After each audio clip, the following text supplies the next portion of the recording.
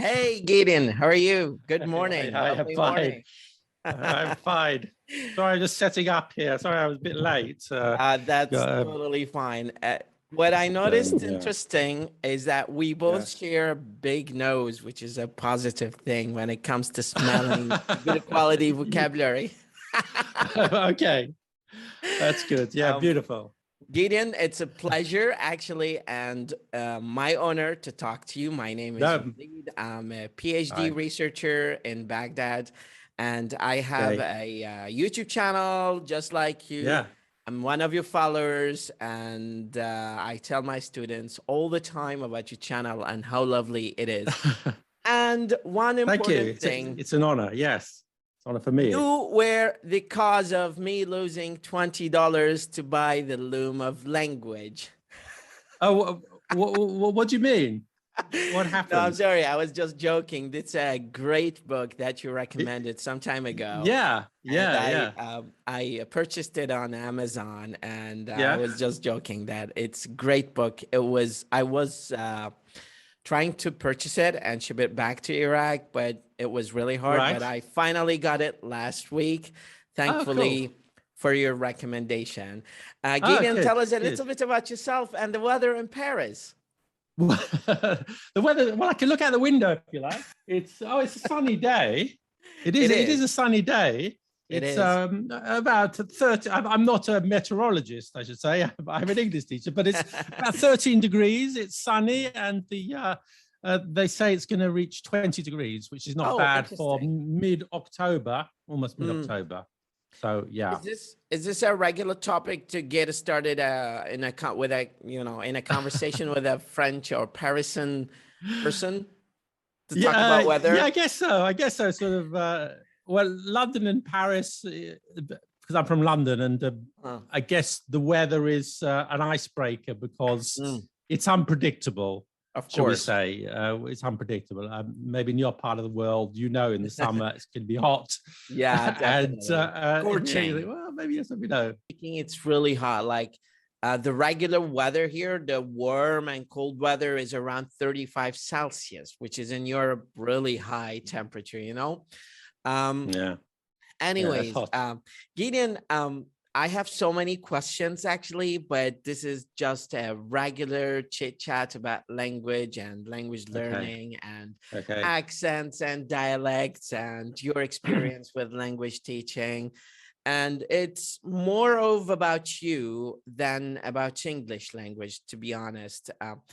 Tell us a little bit about yourself and how you started your career as an English teacher and what you learned from this cumulative experience as an English teacher over the past Okay. Yeah, by all means. I hope you find it interesting. I don't know. A lot of things happen in life by accident. You probably find the same thing. I never imagined being an English teacher, but here I am. Uh-huh. And I went to, after finishing university, I went to many years ago, Mm-hmm. getting on, I went to the university in Leeds. I studied history and sociology. And I was just doing a few boring jobs after that. Didn't really find my path, and then I got to do something more interesting than just putting bits of paper into I don't know, into an envelope. And so I had a friend who was teaching in Italy. I just thought, well, Mm-hmm. that sounds like a good idea. I went to Spain. I went to Spain for a couple of years.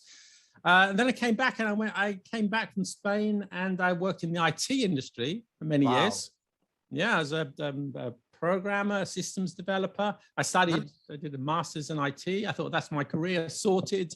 I always get a job, coding or programming. Okay. I never imagined I would come back to teaching And of English. course, coding now is one of the highest paid jobs in No, yeah, 2021, of course. don't tell me that. It's certainly easier.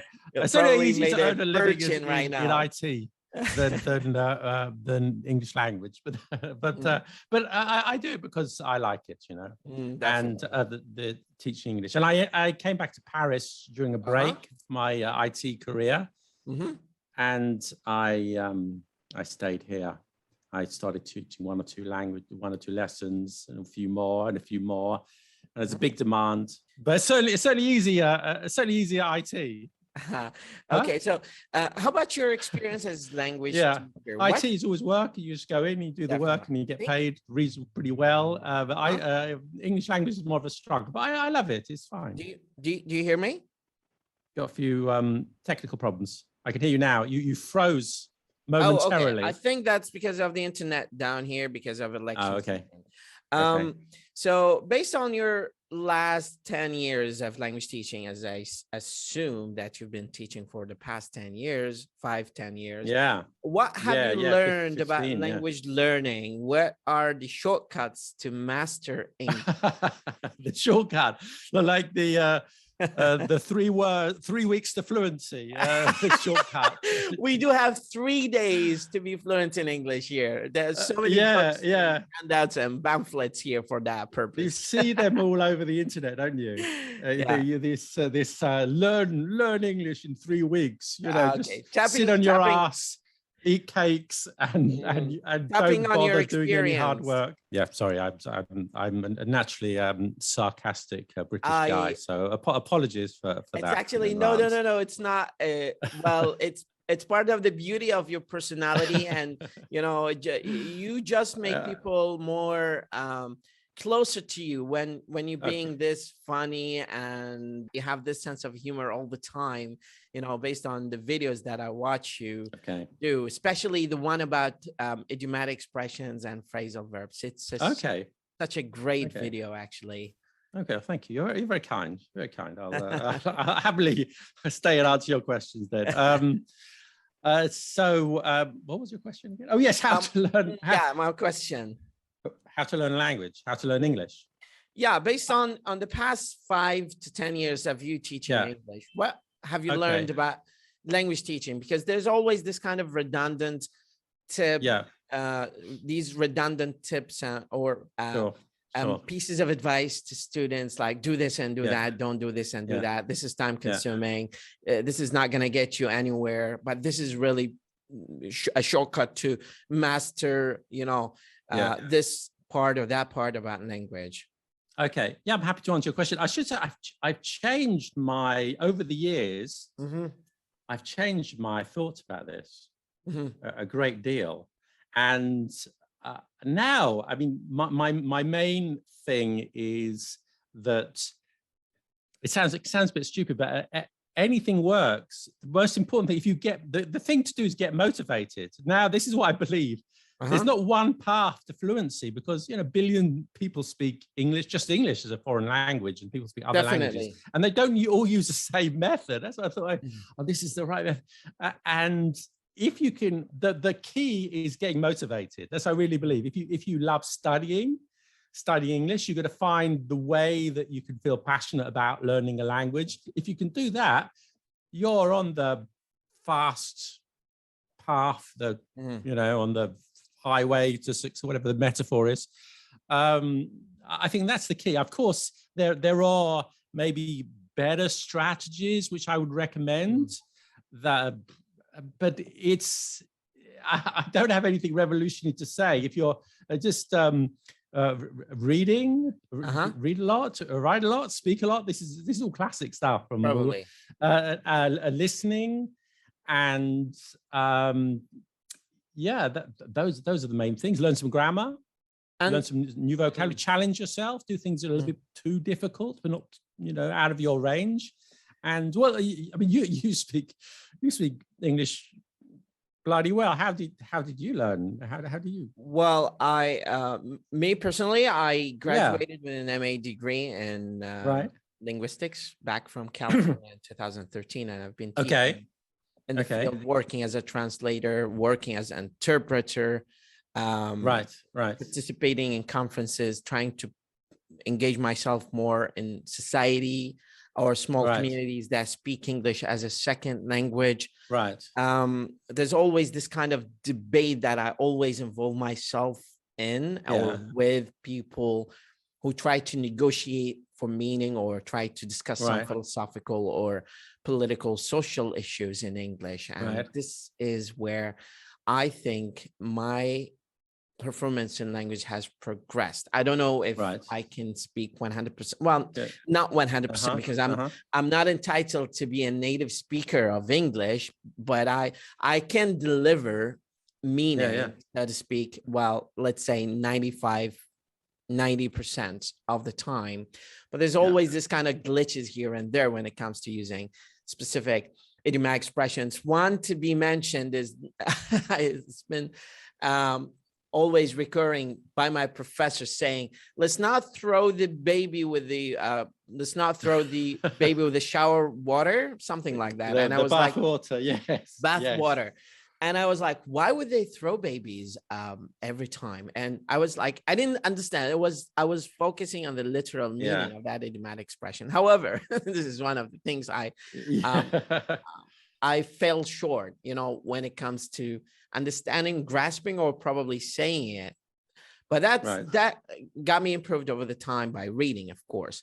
Now, since you're an English speaker of English, let me ask you this kind of question, because it's kind of a pandemic in Iraq to focus on British English and marginalize or just it's like interesting analogy. It's the egg chicken kind of debate all the time.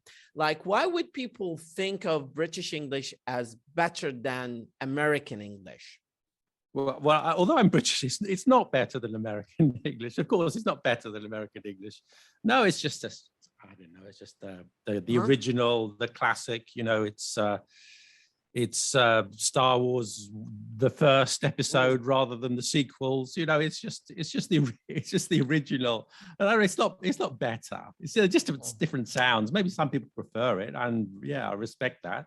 So you learned British English, did you? Or you went to America, of course. You're in California. So I've been in California, but I don't think that I speak mix, actually. I don't know if I can speak British. I noticed that. A touch of British, touch of American. It's a kind of a cocktail of British and American English. It depends actually on the word itself. Like, I was just delivering a lesson about pronunciation and I kept mixing British and American English, and I'll send you the link to the video just to get your feedback. I think it's going to be great if I get your feedback on it, even if it's or comment about the video. However, what got you started with the YouTube channel? What made you decide that I'm going to make a YouTube channel? And you have no idea how many people watch you in Iraq. Oh my God, a lot of people actually. That's touching. So, well, again, an accident. Lots of things happen by accident. This serendipity. I don't believe in accidents. Okay. No, I was teaching English. I needed to promote the school. I did promote the school, and I did a website. A little website. Maybe I should put some content instead of just a few photos doing thumbs up. You learn English. I thought, I could do a video. And I had a friend who was staying in Paris, and so let's do a video together. We got this old sort of Sony movie camera. We didn't have any sound equipment. We didn't know what it was. I just went outside and filmed something, and then the first video took me like a week, literally a week's work to edit 3 minutes, 3 minutes of footage. I had no idea what to do. Then I thought it was quite fun. Did another, and then I don't know. It just sort of snowballed. It was not sort of a plan. I never said I'm going to do a YouTube channel. No, it was never like that. Do you recommend people to have a YouTube channel to document their work, or you just let them, do their work without documenting that and letting that go? I surprised how powerful it is. Not just YouTube, but though it changes you in so many ways. Being able to, just to connect with people in different parts of the world. Because before, it's great. I still teach in Paris, and I meet students day to day, and it's wonderful. It's beautiful. But to connect with people from different parts of the world, and some people they might not have the means to go and take English lessons with a teacher, and to be able to connect with people from all walks of life. And all the feedback you get, 99% positive. I'm sure you got a YouTube channel yourself. There's always a few crazy ones, but 99% positive, and that's it's really touching. And that's what keeps me going.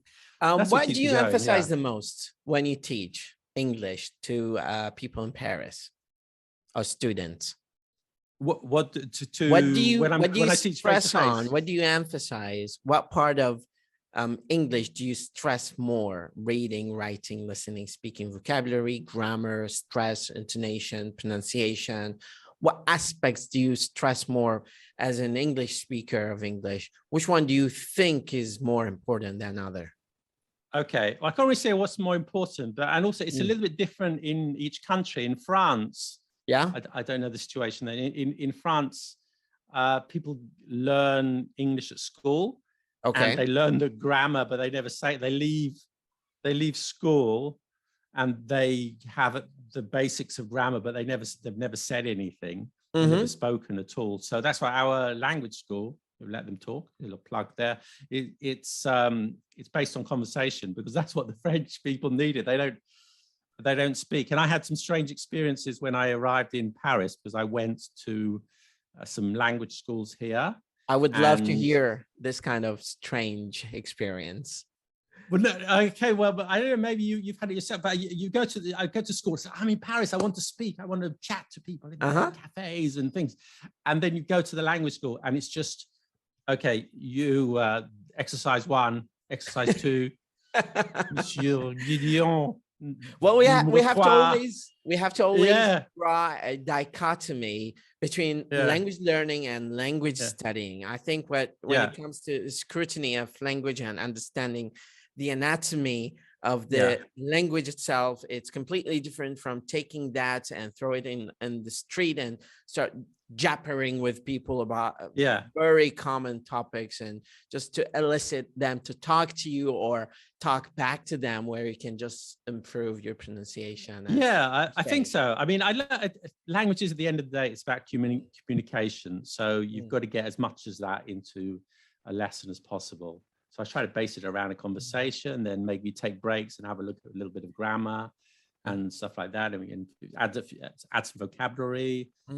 So why do people stress the importance of accent over the other parts of language, based on your experience? Why do people like to always stress certain probably marginal things about language? Yeah, well, for me, I think it's a bit obsessive over stressing the pronunciation. Of course, it's good. You need to have good pronunciation. I think I made the video on this subject as well. It's important to have good pronunciation. You need to be clear. You need to understand what you're saying. Okay, and that's really important to reach a certain level. But I feel some people, some people feel that they need to spend a lot of time getting the last 1% correct, which in my mind, I don't think it's that important. It's nice to have a little bit of your own accent, your own background. If some people want to do it, that's fine.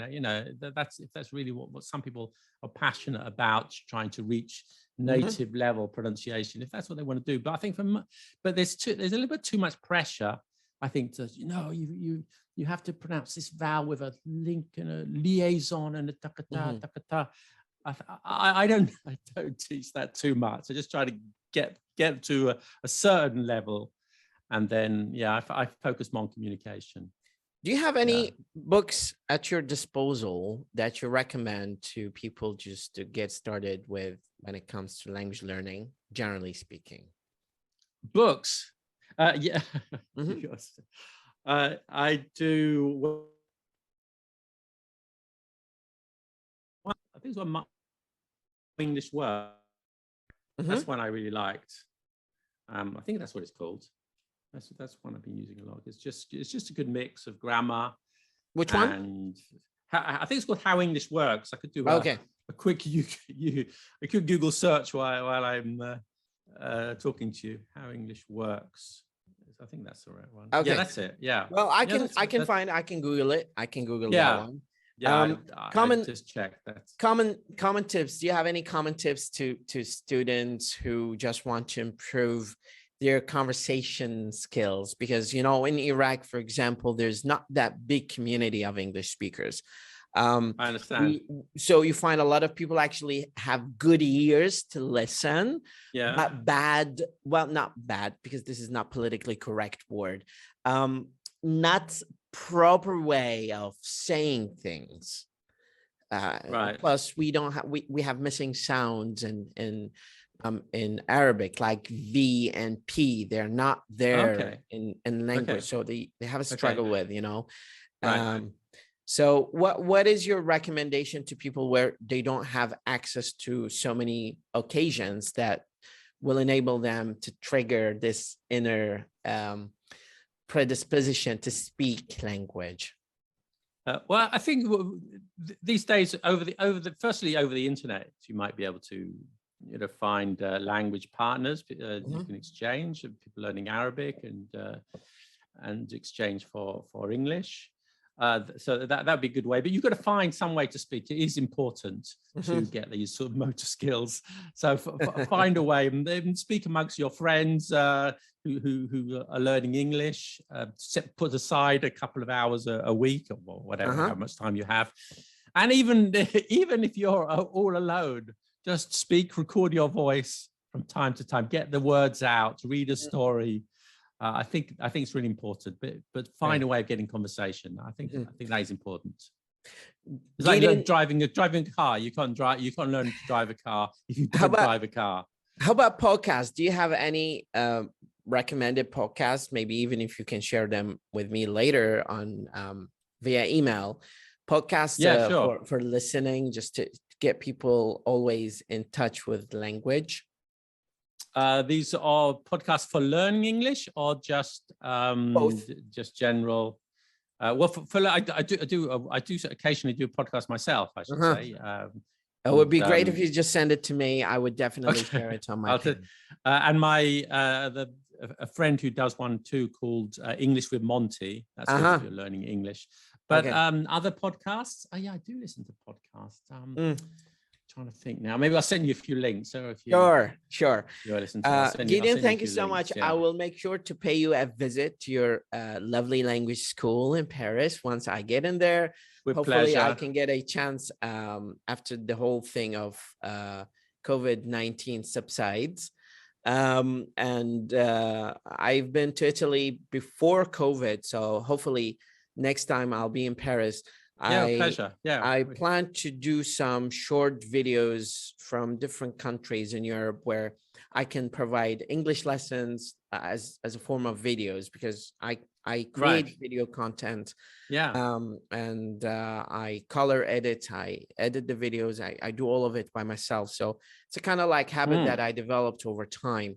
And how do you edit? What software are you using? Because I asked the question because definitely. I use Final Cut Pro. I'm just curious because I'm reassessing how I'm working. Well, I don't depend on the basic kind of editing tool. So I watch a lot of videos and I use Adobe Premiere and Final Cut Pro, and these software are advanced, but I look at certain part, like how to color text and add it next to you and attach it to certain synchronized moment of your speech, and I just watch 100 videos about it. So I master that and I move to the next step. So it's a kind of gradual process, and if I show you my phone, it's full of tutorials and videos from different channels on YouTube on how to edit text and how to add plugins and all of that kind. Now I've shifted to focus more on microphones and how to control microphone too, because you know, you can watch a video with low resolution, but you cannot listen to a video with bad sound. So sound is the heart beating part of any video. Absolutely. Anyways, we can definitely dedicate another meeting, should you like that, to talk definitely about the kind of technology that we can use. And I was just curious because I'm trying to upgrade some of my equipment. What do you use? For what? For video sound, editing. Video editing. I'm using Premiere Pro. Definitely. Yeah. This is Yeah. my main goal, for editing big videos. Yeah. Gideon, thank you so much for this lovely meeting and dedicating this part of your time just to give us a casual conversation about Yeah, yourself. you're frozen. Oh, yeah. And your experience in language teaching. So I really thank you for this meeting, and I really appreciate you being part of it. I know that I think the internet is a little bit interrupting here, but anyways, I really appreciate you meeting me and dedicating this time. Do you hear me? Thank you. My pleasure. And I really thank you. I will send you the video if you like to post it on your page. I'll post it on my YouTube page. I can hear you now. So I wanted to say thank you so much on behalf of all the people and audience who watch you from Baghdad and the whole country. And I will send you the link to the video once it's finished. So you can either post it on your YouTube channel or you can share it with your friends. I'll post it on my YouTube channel, but there is no harm of sharing both the video, because your audience are kind of different from my audience. Okay, Wally, thank you. It's my pleasure, really. Thank you, Gideon. Stay in touch. You're right. Bye. Have a wonderful day. Bye-bye.